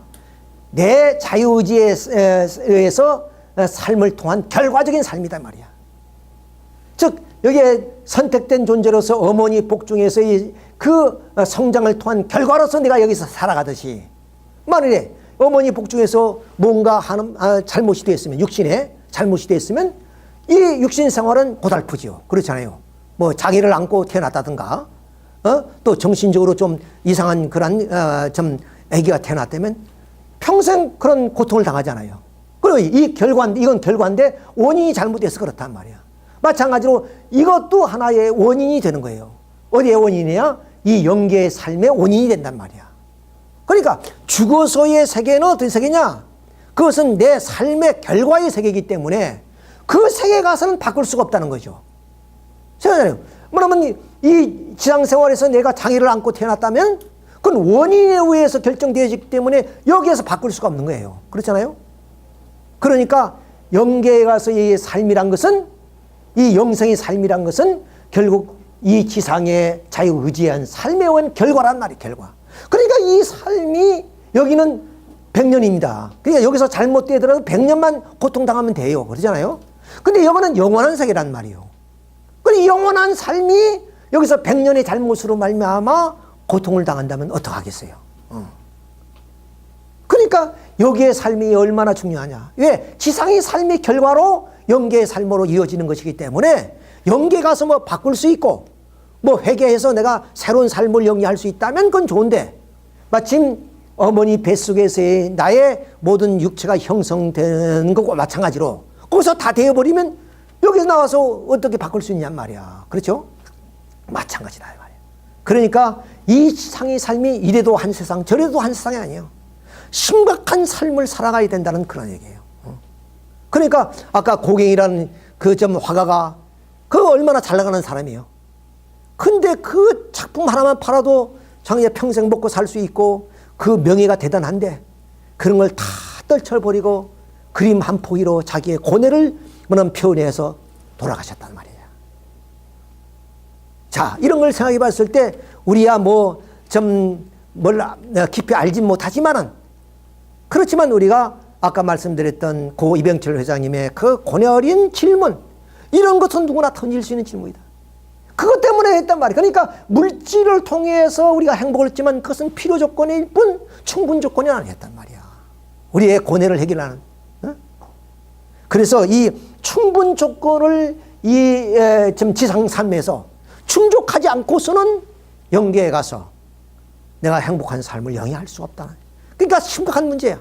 근데 우리 인생에 수피아가 있으면은, 마침 자동차가 달리다가 빵꾸 나면은, 갈아 끼우듯이 내 인생도 한번 이렇게 다시 시험해봐서, 그렇게 수피아 인생을 살 수 있으면 좋은데, 그것이 한 번 가면 안 돌아오는 거예요, 다시 청춘이. 자, 그래서 이제 지상의 삶이 어떻게 살아야 되느냐, 이런 근본적인 문제를 한번 터치를 해보겠습니다. 말씀드린 것처럼 우리 인간은 육신과 영인체로 되어 있다. 이 육체는 어떻게 되냐? 육심이란 게 있어요. 육의 마음. 마침 동물의 본능성과 같단 말이야. 이 육심이란 것이 있어서 뭐냐? 이건 마음은 아니에요. 이제 생존하고 내가 육신이 그런 생명을 유지해 나가는 그런 하나의 마음이에요. 또 나를 보호하려고 하는 마음. 또 어느면 성욕이라든가 이런 좀 자녀를 얻고 싶은 마음, 이런 지각하는 거, 내가 이렇게 좀 강박 기능이죠. 그다음 활동, 이런 것들이 모두가 이 육체란 것은 그냥 고기 덩어리예요, 쉽게 말하면. 그런데 이 육심의 작용에 의해서 내 육체가 살아간단 말이야. 자, 근데 여기는 영양소가 있어야 살 거 아니에요. 그래서 그러면 이제 내적인 영양소는 빛과 공기, 빛이 반드시 필요하죠. 그다음 물질적인 것이 혈액을 중심해서 이렇게 수수작용하면 이 육신은 성장합니다. 근데 성장하는데 하루아침에 성장하는 것이 아니죠. 자, 이렇게 유아기를 거치고 소년기를 거치고 청년기를 거쳐서 우리 성년이 되는 거죠. 그걸 원리에서는 소생기, 장성기, 완성기로 이렇게 표현합니다. 뭐 이건 꼭 외울 필요는 없지만은 이렇게 된다는 것을 여러분 아시면 됩니다. 자, 이렇게 해서 우리 육신은 이런 구조로 되어 있고 이렇게 해서 성장한다, 이렇게 말씀을 드리죠. 그러면 그 영인체는 어떻게 되냐? 영인체도 이것은 영입니다. 쉽게 말하면 이야기 쉽게 해서 우리가 귀신이 나타났다. 그러면 그 귀신, 그 보이는 그 모습, 이게 영체란 말이야. 근데 그 영체 속에도 생심이란 게 생심. 생심이란 게 좀 어려운 얘기지만은 이 생심이 있어서 결국에 인간이 어려면 사랑의 본질이 본체가 될 수 있고, 그리고 가치를 추구해 나갈 수 있고, 그리고 희생 봉사, 사랑하는 그런 삶을 살아요. 심정적인 존재가 될 수 있다는 거예요. 이 생심이란 게 있어서 아주 중요해요. 그러니까 인간의 가장 핵심적인 내용이 생심이에요. 우리 육신은 결국에 어떠냐? 죽으면 이 육심도 사라지겠죠. 육체가 흙으로 돌아가니까. 그러니까 이러면 이 영인체가 영계에 가지만 그 영인체의 그 중심이 생심이란 말이에요. 그래서 생심은 영원한 것이다. 그러니까 생심이 추구하는 가치, 본질, 희생, 사랑, 이건 영원한 거예요. 영원하단 말이야. 자, 이렇게 볼 수가 있는. 자, 그런데 그러면 이 육신과 영인체는 서로 상대 관계란 말이야. 서로 보완을 해주고 필요 관계요. 떨어질 수 없는 그런 관계입니다. 그렇잖아요. 자, 우리 마음과 몸이 떨어질 수 없듯이 그런 관계입니다. 그러니까 이렇게 서로 관계를 맺으면 이렇게 요소가 오고 가게 되는 거예요. 자, 그걸 수수작용이라 그러는데, 이때 육신에서부터 영인체에 오는 요소가 있습니다. 이걸 생명 요소라 그래요. 자, 그렇죠. 우리가 좋은 일을 하고, 내가 막 좀 기쁜 일을 하게 되면 마음이 기뻐요. 밥을 안 먹어도 며칠은 지낼 수 있다니까 막 기쁜 일. 이건 뭐냐? 육신에서 영인체에 오는 요소가 있다는 얘기예요. 그럼 영인체는 어떻게 성장하느냐? 요소가 있어야, 생명의 요소가 있어야 성장하잖아요. 자, 그러니까 그 생소는 생소라 그래요. 생소. 이게 무슨 말이냐면 하나님의 사랑. 우리가 자녀를 낳으면 자녀가 우유만 빨고 성장하는 것이 아니란 말이야. 거기는 엄마의 사랑이 더 중요해요. 어머니. 그러니까 애가 태어나면 엄마 품에 막 안기려고만 그러잖아요. 어머니 사랑을 받아야만 되는 거예요.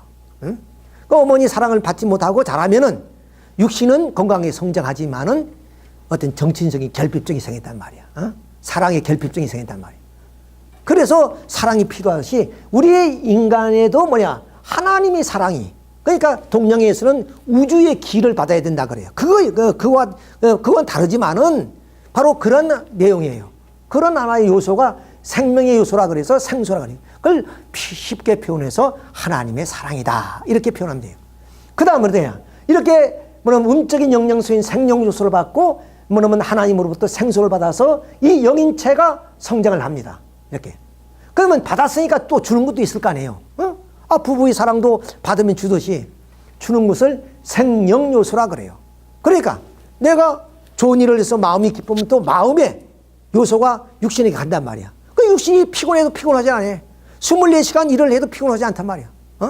그건 왜 그러냐? 내가 영인체에게 기쁨을 준 반면에 영인체도 나에게 그러한 활력소를 주고 있다는 거예요. 그러니까 좀 평일 같은 평생 보편적으로 우리가 볼 때는 그 시간이면 녹다운이 될 것 같은데, 그러니까 어머니들이 그러잖아요. 그냥 자녀를 위하면 그 시공을 초월해서 자에게 정성을 들이면 그야말로 쓰러질 것 같지만은 그 자식을 위해서 그렇게 살아간단 말이에요. 그것도 뭐냐? 바로 영인체에서 육신은 요소가 있다는 거예요. 이게 생명 요소예요. 좀 읽기는 어렵지만 이게 있다는 것만 좀 이해를 하시면 돼요. 지금은. 자, 이렇게 해서 결국 이 육심과 생심을 합힌 걸 마음이라 그래요. 그러니까 마음은 의사들이 해부를 해봐도 없단 말이야. 그건 뭐냐? 바로 이 육체의 작용체, 그리고 우리 영인체의 작용체인 생심과 육심의 작용체가 마음이에요. 마음. 그러니까 마음은 어떤 물질가 아니라 작용체라는 거예요. 작용체라고 이렇게 보시면 되겠습니다. 자, 그러면 영인체도 성장한단 말이에요. 육신이 성장하듯이. 그냥 이렇게 영인체가 뭐 하는 것이라. 근데 이 영인체는 어디에서 성장하느냐? 반드시 육신을 토대로 성장한다. 육신이 있어야 성장해요. 왜? 육신이 없으면 영인체가 깃들 곳이 없으니까. 영인체에서 깃드는 거예요. 의식.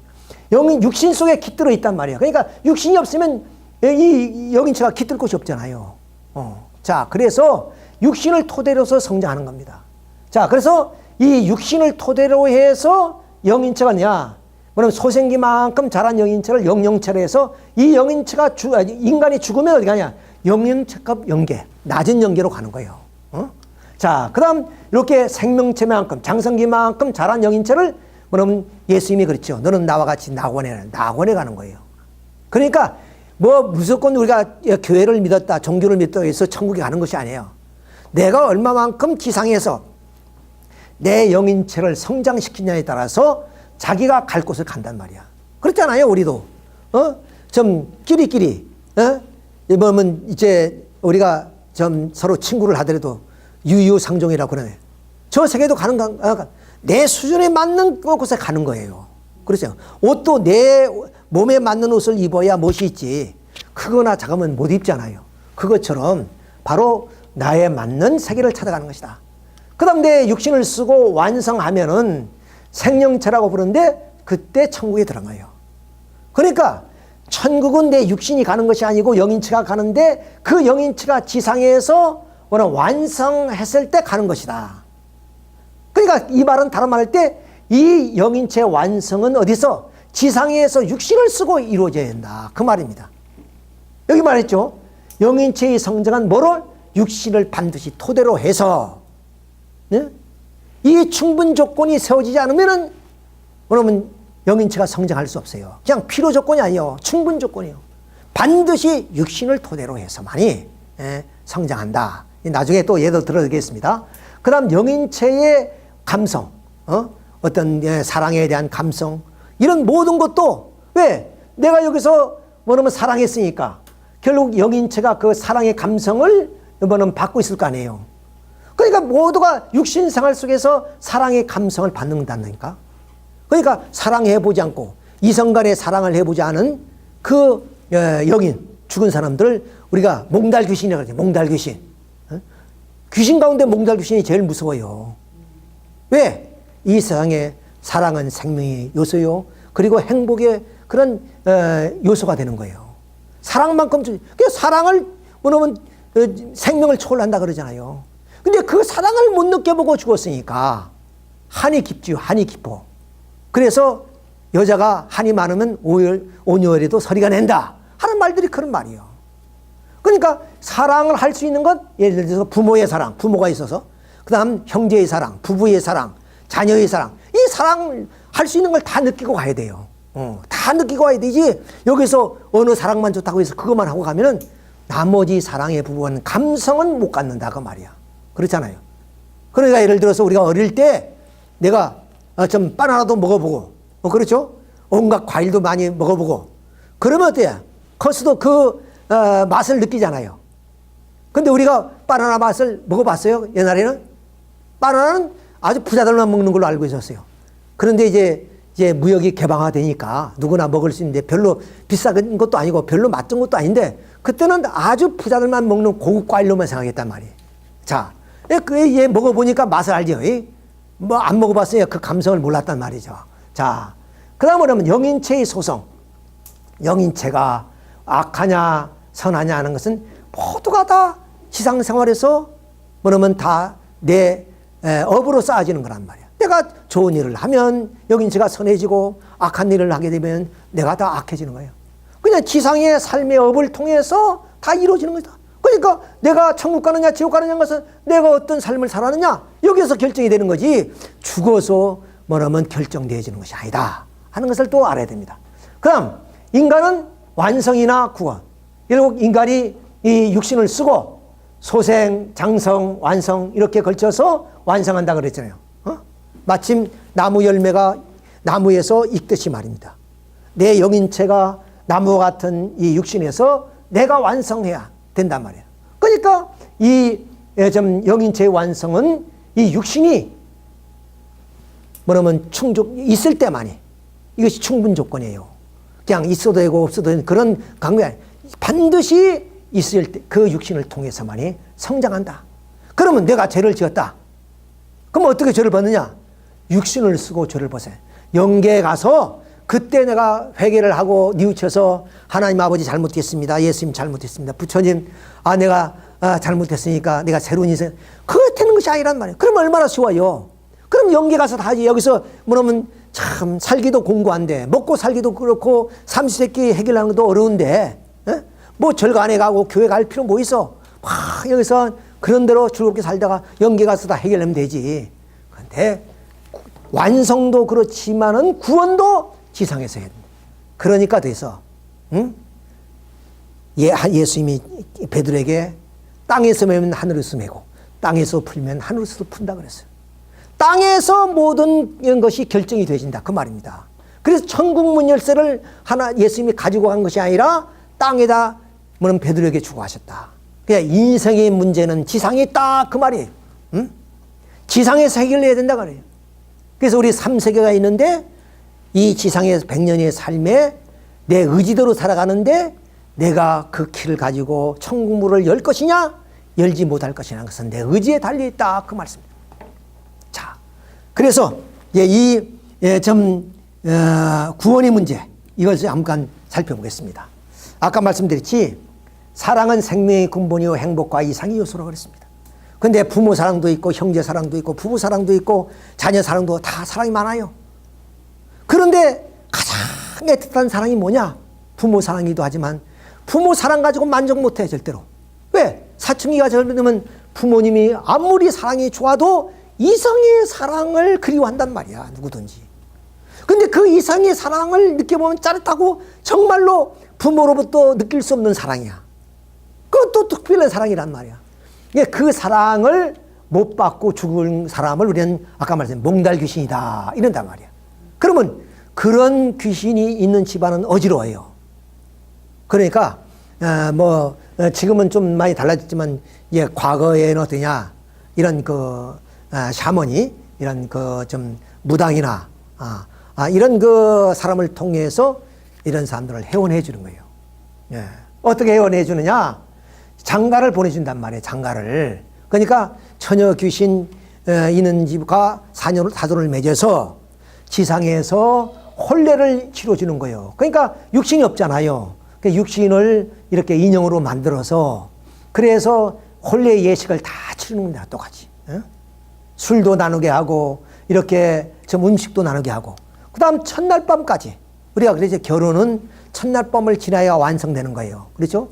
첫날 밤까지 이렇게 다 해야 영계에서 부부로서 이제 출발한 겁니다. 그러니까 이 말은 뭐냐? 영계에서는 시집장가가 못 간다 그 말입니다. 내가 지상에서 결혼 못했으니까 영계 가서 내 적당한 여자를 골라서 장가 가야 되겠다. 시집가 그건 천만의 말씀이란 말이에요. 자, 지상에서 혼인을 안 해주면, 맺어주지 않으면 영계에서 부부의 평생 독신으로 살아야 돼, 영계 가서도. 그러니까 원하면 이 몽달 귀신이 나타나서 내 장가 보내달라고 그렇게 어지럽히는 거예요. 그래서 이 사람들은 그렇게 해주면요, 다음은 안 나타납니다. 이렇게 해서 옛부터 이런 좀 무당들을 중심으로 해서 이렇게 결혼식을 올리는 것이 그냥 좀 예사로운 일이 아니다 하는 것을 우리가 알아야 됩니다. 자, 이렇게 해서 인간의 구원이나 완성이나 또 한을 다 풀어가는 거예요. 그러니까 좀 조상의 한을 푸는 그런 굿도 많이 하잖아요. 그런 것들이 다 일리가 있다니까. 또 교회 가서 우리가 조상 회원식 하는 그런 것들이 다 일리가 있어요. 왜? 영계에서는 스스로 그걸 할 수가 없어요. 지상에서 맺힌 것은 지상에서 풀어야 돼. 그래서 그렇다는 거죠. 그래서 육신과 영인체는 무슨 관계야? 나무와 열매와 같단 말이야. 이 영인체가 열매라면 나무는 바로 육신입니다. 열매가 나무에서 익듯이 이 영인체는 육신 생활을 통해서만이 완성돼야 된다 하는 내용이에요. 그래서 육신 생활이 중요하다는 거예요. 그래도 이래도 한 세상 저래도 한 세상이 아니라니까. 기가 막힌 삶을 살아야 되는 것이 우리의 삶이에요. 왜? 잠깐이면 청춘이 가버리잖아요. 잠깐이면 늙어서 나 혼자 거동 못하는 그런 입장이 되면 어떻게 했어? 내가 하고자 하는 일을 내 마음대로 할 수가 없어요. 지금 내가 움직이고 있다는 것을 행복하게 해야 된다. 그러니까 우리는 어떠냐? 내가 죽지 않았다는 것을 행복하게 생각해. 죽었으면 내 마음대로, 아까 내 의지대로 산다 그랬잖아요. 자, 그래서 여기서 이제 한번 보겠습니다. 자, 이 영인체가 주체고 중심이고 이 육신은 대상입니다. 그러니까 이 영인체는 고유한 존재입니다. 영원한 존재다. 있다가 없어지는 존재고, 이 육신은 있다가 없는 존재, 흙으로 돌아간 거예요. 자, 그리고 영원한 존재다 말이에요. 그러니까 이 열매를 따기 위해서 바로 육신 생활 100년이 필요한 것이다 말이야. 육신 생활을 위해서 목적으로 가는 것이 아니다 말이야. 자, 그런 입장에서 우리 육신 생활이 얼마나 중요하냐. 자, 그러면 이런 육신 생활은 결국 어디냐? 이 영인 생활을 위한 그런 삶의 목적입니다. 자, 지상에서 모든 사랑의 결실체다 말이야. 그러니까 지상 사람이 어떻게 살았느냐에 따라서 육신 생활이 결정이 되어진다. 지상은, 이 세계는 어떤 세계냐? 여기는 물의 중심으로 사는 세계고, 여기는 공기를 중심으로 사는 세계면 여기는 사랑을 통해서 사는 세계다. 그러니까 사랑이 없으면 여기는 지옥 가는 거예요. 못 사는 거예요. 그럼 그 사랑을 어디서 여기서 채우려 되느냐? 바로 지상의 삶을 통해서 사랑을 줘야 돼. 그 첫째가 부모 사랑, 둘째가 부부 사랑, 셋째가 자녀 사랑, 형제의 사랑이다. 이것이 기본 사랑이에요. 아주 기본적인 사랑이에요. 그러니까 우리가 태어날 때마다 모두가 다 부모가 있잖아요. 그럼 시집장가 가요. 요새는 뭐 세월이 하도 어수선해서 그냥 독신 생활을 어느 집안마다 시집장가 못 보내가지고 안 달라는 부모들이 많아요. 그것은 지금 뭐냐면 우리 젊은이들이 이러한 하나의 뭐냐면 인생을 몰라서 그래요. 그런 사람이 그대로 죽어버리면 한이 얼마나 많겠어요. 자, 그래서 우리 자유의지의 삶이 얼마나 중요하냐. 이거 100년이에요, 100년. 잠깐이면 간단 말이야. 그 잠깐의 그 삶 속에 인생의 근본을 몰라가지고 허랑방탕한 삶을 살아서 인생을 끝내는 사람도 있단 말이지. 그리고 어떤 사람은 모든 세상의 인연을 가지고 참 진리를 찾기 위해서 구도의 길을 걸어가는 사람이 있어요. 그런 사람. 그런데 참 문선명 선생님이 이렇게 우리의 참 인생관을 바르게 설명해 주었으므로 우리가 이렇게 참 이 지상의 삶이 얼마나 중요하다는 거예요. 그래서 참 옛부터 하는 말이 말이야. 이 개똥밭에 굴러도 이승의 삶을 살겠다 그러잖아요. 왜? 저승의 삶은 결과로 나타나는 삶이고 이승의 삶은 내 의지로 사는 것이기 때문에 개똥밭에 굴러도 뭐 내가 만족하면 되는 거예요. 근데 저 세계는 그렇지 않단 말이야. 저 세계는 결과적으로 사는 삶이기 때문에 내 의지로 어떻게 할 수가 없는 거야. 그래서 개똥밭에 내가 살더라도 내가 살았다는 그 자체를 귀하게 생각하고, 그리고 내가 늙지 않고 나 혼자 거동할 수 있다는데 감사해야 되고, 내가 이런 진리를 뭐냐면 인연 맺을 수 있다는데 감사해야 되고, 그리고 고맙게 생각한단 말이야. 이 말씀은 한 번 들어서 우리가 그냥 스쳐가는 그런 말씀이 아니에요. 정말로 깊게 다시 한번 내 인생을 뒤돌아보면서 우리가 살아가야 될 그런 문제다. 그러니까 이건 또 내 혼자 그렇게 결정할 문제가 아니에요. 왜? 가정의 문제니까. 거기는 자녀가 있고 그러니까 남편도 함께 이런 우리의 참 진리를 함께 우리가 배워야 되고 자녀들도 함께 배워야 되고 그것은 더 나아가서 사회, 가정뿐만 아니라 사회 또 함께 우리가 가야 되는 그런 하나의 공동체적인 그런 운명으로 가야 될 길이 바로 우리의 지금 이런 좀 육신을 쓰고 사는 자유의지의 삶이다 하는 것을 우리가 알아요. 기가 막힌 삶이에요. 그래서 우리는 이런 삶이 좀 어릴 때부터 이런 뜻을 알고 그야말로 우리의 삶의 귀중함을 우리가 체험을 하면서 산다면 얼마나 좋겠어요. 그럼 그런 애는 탈선도 안 하지 않을 것이고 그리고 좀 이렇게 사회의 유혹을 뿌리치면서 꿋꿋하게 살아갈 수 있잖아요. 자, 그래서 이러한 삶을 영위할 수 있는 그런 삶의 기준이 뭐냐? 그것이 바로 영계가 있다는 거. 이것이 기준이 돼야 돼요. 그러잖아요. 그러니까 웰빙의 삶의 기준이 어디에 기준을 두고 우리가 살면 웰빙의 삶을 살 수 있느냐? 아까 말씀드린 물질이라는 것은 필요 조건일 뿐 충분 조건이 아니단 말이야. 행복에 있어서. 그러니까 결국 뭐냐면 건강하게 사는 것. 그것을 우리가 넘어서 우리가 행복한 삶이란 것은 영계가 있고 하늘이 있다는 그 전제가 되지 않고서는 그런 삶을 살 수 없다. 그러니까 영계라는 것이 전제가 되어서 우리가 이 좀 자유의지의 삶을 우리가 살아간다면은 그것은 웰빙의 삶이에요. 웰빙의 삶이 뭐 몇십 년 그렇게 편안하게 살면 뭘 또 하겠어요. 그냥 죽어버리는데. 그러니까 웰빙의 삶이 우리가 지금 좀 세상에서 말하는 그런 웰빙의 삶이 아니고 제가 오늘 이 강의를 통해서 웰빙의 삶이라는 그 내용을 말씀을 드리는 것은 영계를 전제로 하는 삶, 또 내 의지대로 살아가는 이 원인적인 삶에서 결과를 바라보면서 사는 삶, 이것이 바로 웰빙의 삶이다. 웰빙의 그런 웰다잉의 죽음, 그것도 그런 것이다 말이야. 그런데 모두가 다 잔병 없고 건강하게 그렇게 잘 죽는 것, 이걸 웰빙, 웰다잉 이렇게 외치지만 그것은 한순간에 지나지 않단 말이야. 왜? 우리의 욕구는 영원한 삶이에요. 죽지 않고 영원한 삶. 그것은 바로 육신을 벗고 영계 가는 삶인데 그 영계가 있다는 사실을 전제로 해서 사는 삶이 웰빙의 삶이다. 이것을 여러분이 명심해서 이제부터 이 원리의 내용을 좀 더 깊게 공부를 하시면 정말로 여러분 그런 좀 경제적으로 풍족지는 않지만 마음의 기쁜 마음을 가지고 살아갈 수 있지 않나 하는 생각을 합니다. 자, 이 화가는 이 작가는 누구냐 하면은 영국의 버나드 쇼라는 유명한 작가고 이 사람은 노벨 문학상을 탄 사람이기도 합니다. 이 사람. 근데 자기의 비에다가 이런 글을 썼어요. 이 서양 사람들은 자기 비에 참 자유분방하게 자기 의지, 좀 생각을 넣어요. 칸트도 그랬지만은 우리는 누구야? 아주 권위의식을 내서 학생, 부고 누구 벼슬하면 벼슬 이름 딱 붙여서 그러잖아요. 우물쭈물 하다가 내 이럴 줄 알았다 그랬어요. 자, 여러분 생각해 보세요. 자, 이런 좀 위대한 문인, 노벨 문학상까지 탄 사람이요. 이 사람도 뭐야? 자기의 어떤 삶의 목표를 달성하지 못했다. 그런 뜻이에요. 너무 안타깝다.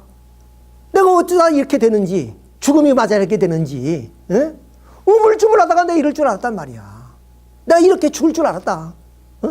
내가 좀 더 깊게 생각하고, 그리고 내가 더 깊은 고뇌를 통해서 정말로 참된 진리를 찾아서 내가 살아야 되는데 그것을 못했구나. 어느덧 세월이 그렇게 흘러서 내가 짐작했던 것처럼 그렇게 돼버렸구나. 그거예요. 그러면 한탄의 소리 아니에요. 한탄의 소리. 참 이런 대문호가 이런 얘기를 하듯이 우리의 좀 이런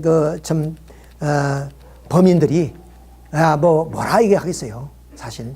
자, 이런 걸 생각하면서 정말 우리가 뜻깊은 그런 오늘의 시간을 가졌다, 여러분 생각.